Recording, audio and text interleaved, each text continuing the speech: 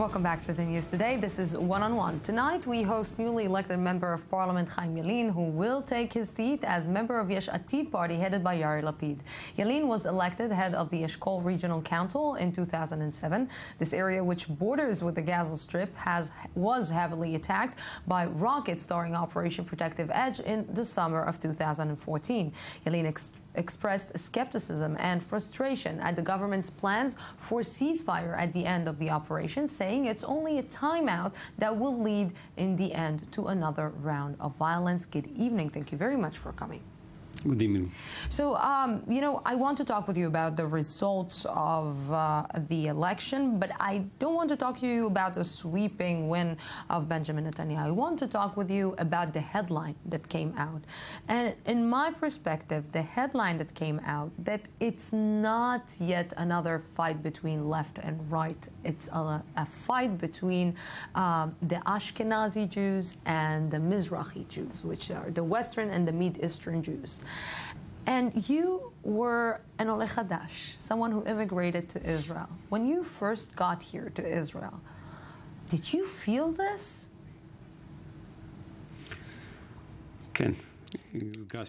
I did feel this tension, especially towards the immigrants from other countries.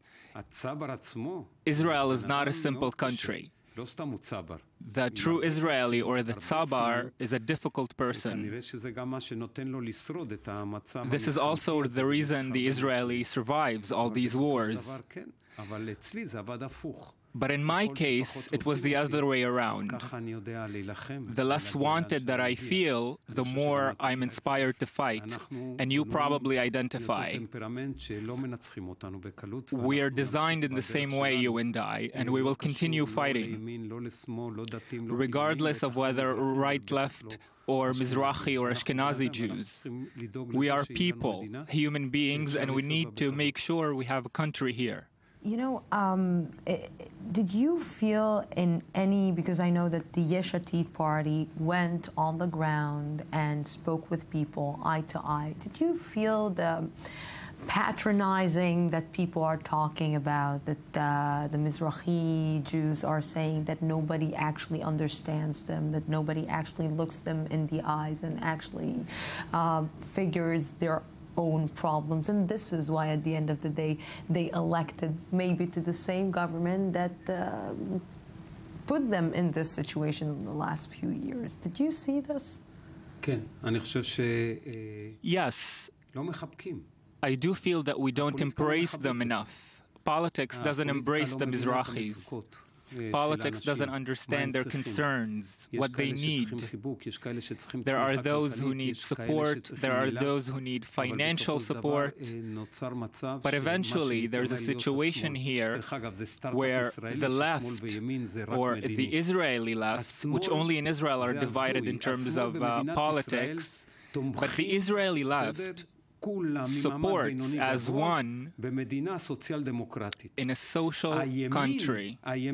The right, however, that represents the weaker facets of society, are offering a capitalist solution for Israel. There is no real division between Israeli left and right in terms of economy. Before the election, everyone supports socialism.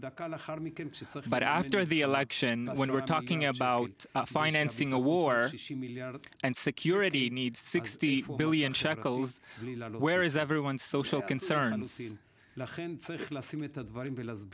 That's why we need to explain this step by step. It hurts me when I hear that when people patronize those with religious beliefs and disrespect them, and also when the right attacks the left violently. This is a kind of culture that we cannot condone. Despite the freedom of speech here in Israel, we cannot reach violence. The conversation during the election. You know, I'm trying to understand in the last few days how, from where you start to calm things down, from where you start to make people understand that this is complicated, this is the future, the fact that we are not able to talk to one another, the fact that we're not able to listen to one another, this is the real grave danger of the Israeli society and maybe of Israel itself. From where do you start explaining this? This is a very difficult question, but we have to start somewhere. We have to unify and unite the people using a different language. And it starts with members of parliament. I don't blame the media, but they are partially to blame. When they hear someone who's moderate, they don't give him representation. But when someone acts up or makes racist remarks, they do give him the stage. We have to stop this chase after headlines. This will not promote us anywhere. It will promote several politicians, but it will not promote the people. And I'm angry about that. The advancement of certain politicians is at the people's expense, and we're not doing enough. We need a different culture that needs to unify between the people, and this is our job as parliamentarians. In my job, I try to get along with people as much as possible, despite the ideological differences between us. You know, you're talking about respect and how to respect the people, and unfortunately we don't see a lot of respect in the last few months and maybe in the last few years. But you came in your mind, I believe, to actually make a change. And maybe at the beginning of this process you said, I'm going to be part of the government and I'm actually going to be part of the coalition and I'm going to try and change. After these results you might, I don't know what Yair Lapid will decide, but you might find yourself in the opposition. Do you really think in the opposition in Israel you can really affect and do something? Yes, a change is possible from any position, as long as you believe that the change is needed. I think no matter where you are, I will continue speaking using my voice as an opposition representative or the coalition. This should be the conversation between members of parliament. Respect. We have to remember we represent the people and not our own positions. I follow my own truth. Whoever wants to listen is welcome. Whoever doesn't, our job as politicians is first of all to serve as an example for our people. We will unify the people instead of splitting them. Why did you immigrate to Israel?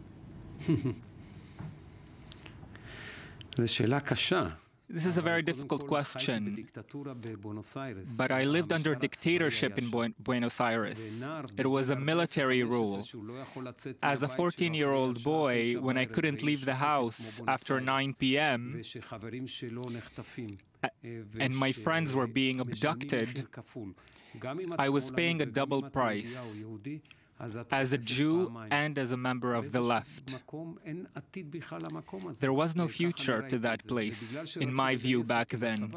They wanted to enlist me for the army when I was 18, so I decided when I was 17 that I will be coming back to Israel. I had family here. Freud was right eventually. What we experience as children stays with us. Despite everything, as a child who grew up in dictatorship, I can say we have to preserve Israeli democracy at any price. But even freedom of speech has its borders, and the border is hurting someone else. In Hebrew, we're saying, Ken Yirbu. May we will have a lot more people like you. Thank you very, very much for coming to and for putting more hope and giving me a smile. Thank you very much for coming. And thank you, our viewers, for being with us tonight. Tomorrow we will be here at the same time, same place from the Jaffa Port, Israel. have peace. Have a great night.